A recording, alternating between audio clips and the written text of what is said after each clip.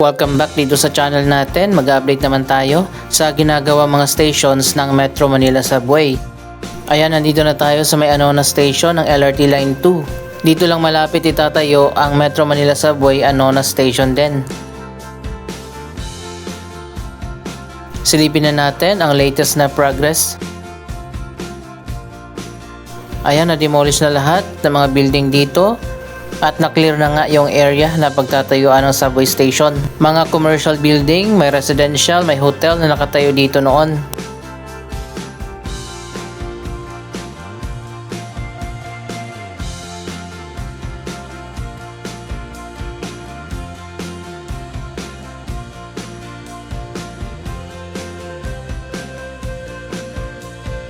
Kasama din sa na-demolish yung malawak na parking lot dyan sa likod.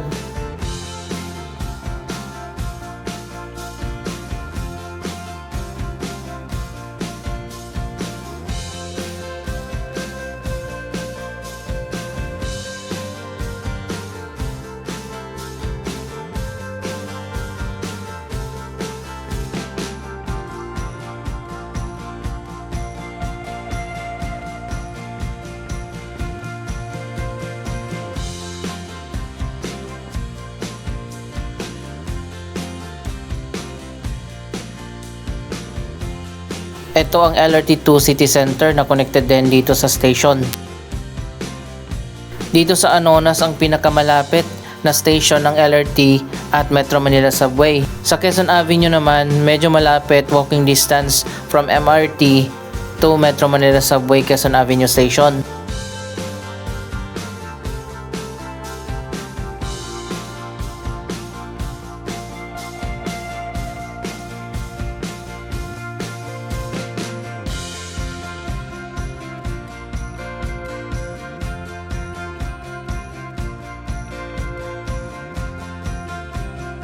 So ayan guys, nagsimula na nga yung paghuhukay dito para sa subway station na itatayo. Isa sa mga entrance ay dito mismo sa harap sa may Aurora Boulevard.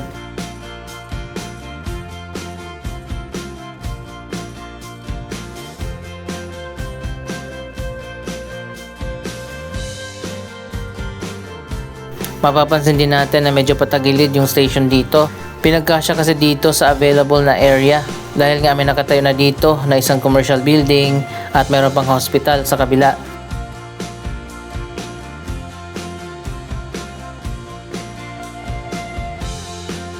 Ang next station nito ay doon na sa Camp Aguinaldo.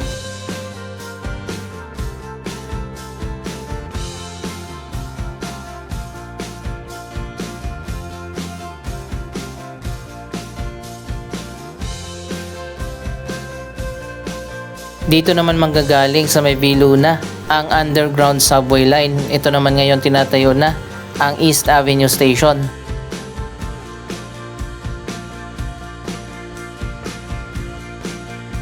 So ayun guys, napakarami mga bahay dito, mga commercial building ang na-demolish.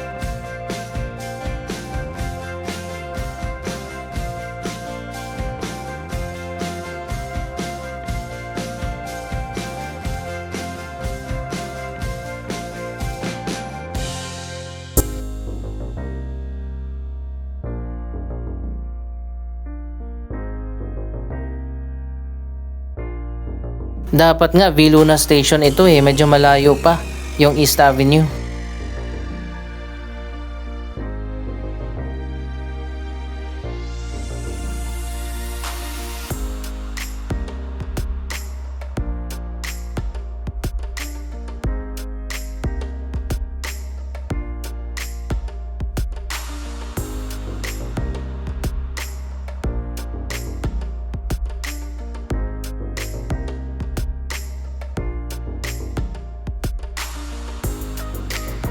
Tingnan nyo gaano kalayo mula dito sa station hanggang dito sa may East Avenue mismo.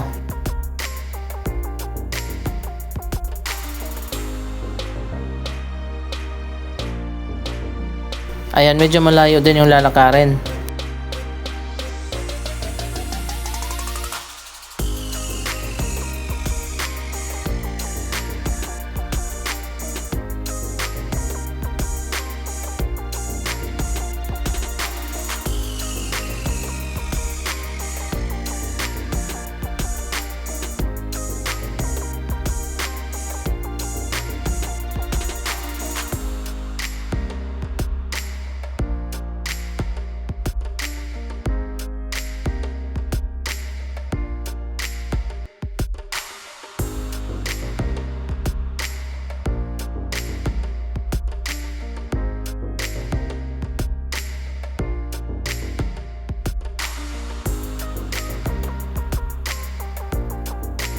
Puntahan naman natin ang Quezon Avenue Station at North Avenue Station.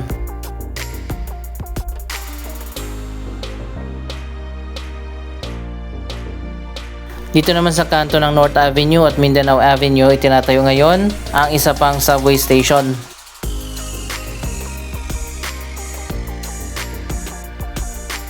Ito na ang North Avenue Station, mas nauna pa itong ginawa.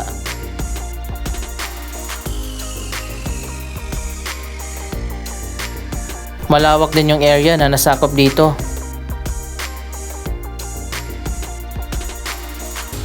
Yung isang area ng Veterans Golf Course ang napili na location para tayuan ng North Avenue Station.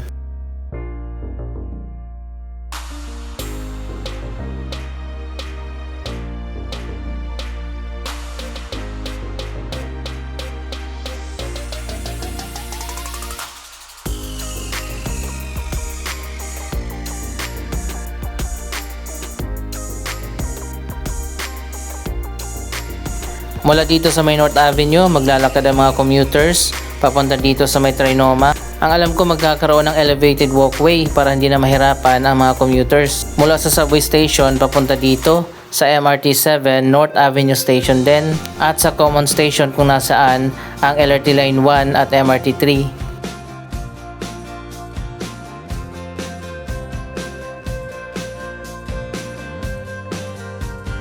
Ayan, ganito kalayo naman yung lalakarin.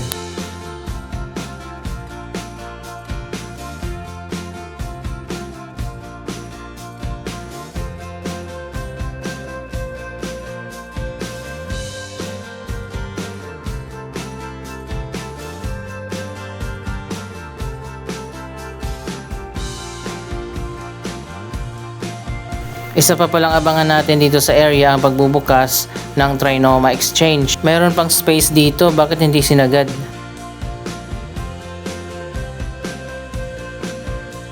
Ayan, inilalagay na yung logo ng Trinoma dito sa taas. Ito na ang magiging bagong terminal dito sa may Trinoma. Parang mini version ng One Ayala.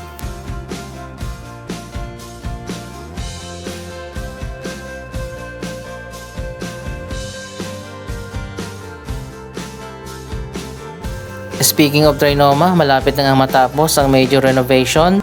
Napakaganda na dito.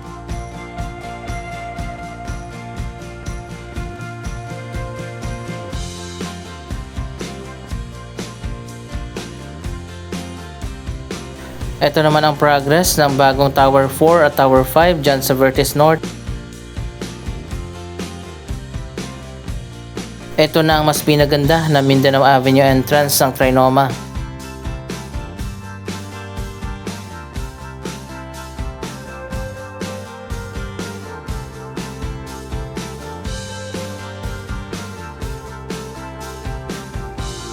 Mas lumawak na nga dito at maaliwalas sa tingnan.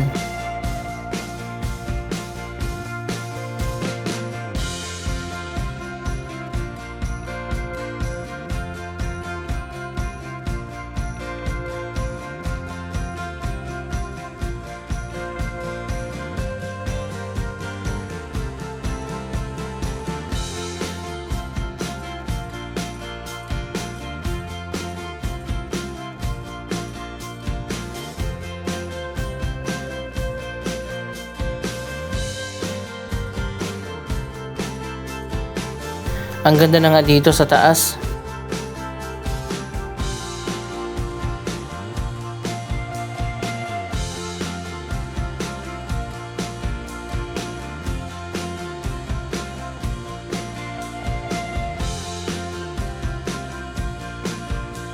Ito naman ang bagong dog park.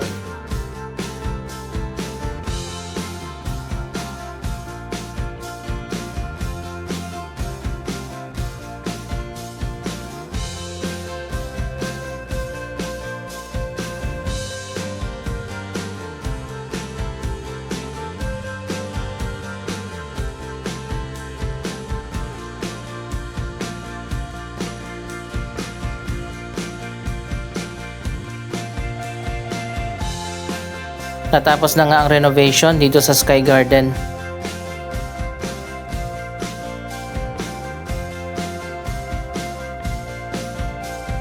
Ganito na ngayon ang design dito sa cinema.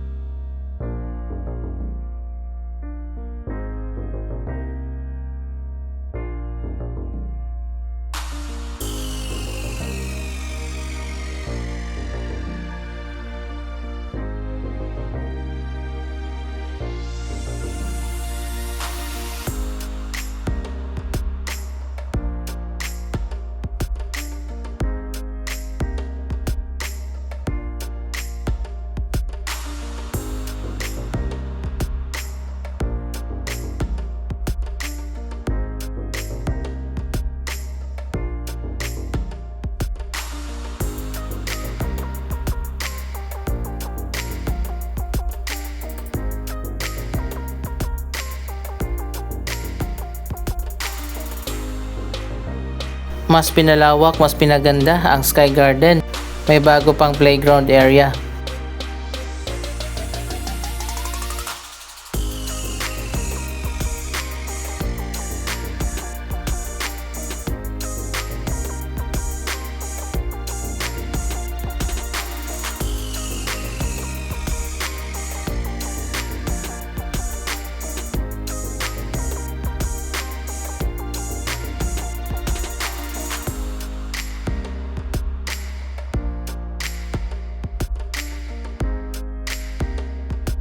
Dito yung dating Starbucks, abangan pa natin kung magbabalik ba sila dyan.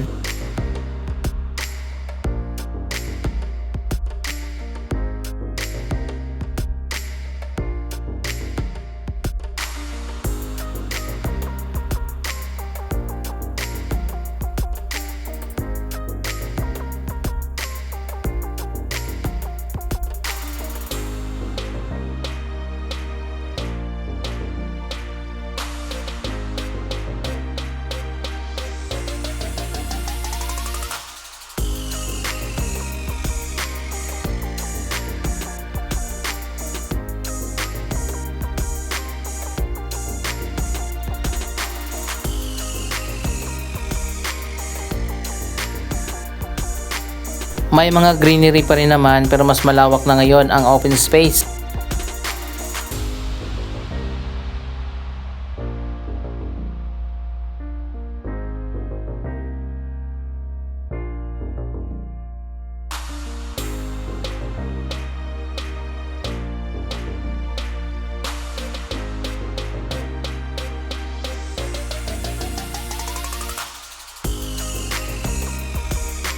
Ito na ngayon ang mas pinaganda na atrium. May giant LED screen na dito sa gitna. Tingnan yung bagong design ng ceiling, napakaganda.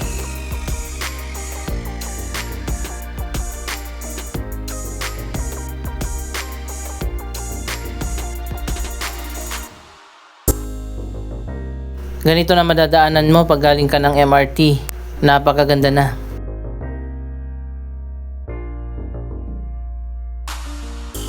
Bago tayo umuwi, silipin natin ang progress naman sa Metro Manila Subway Quezon Avenue Station.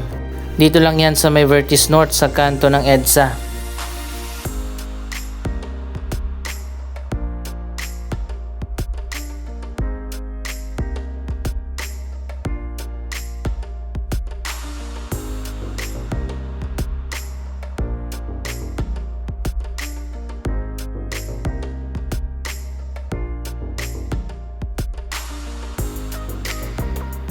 Ayan, dito yung station katabi ng mga kondo. Ongoing na rin ang construction ng Quezon Avenue Station.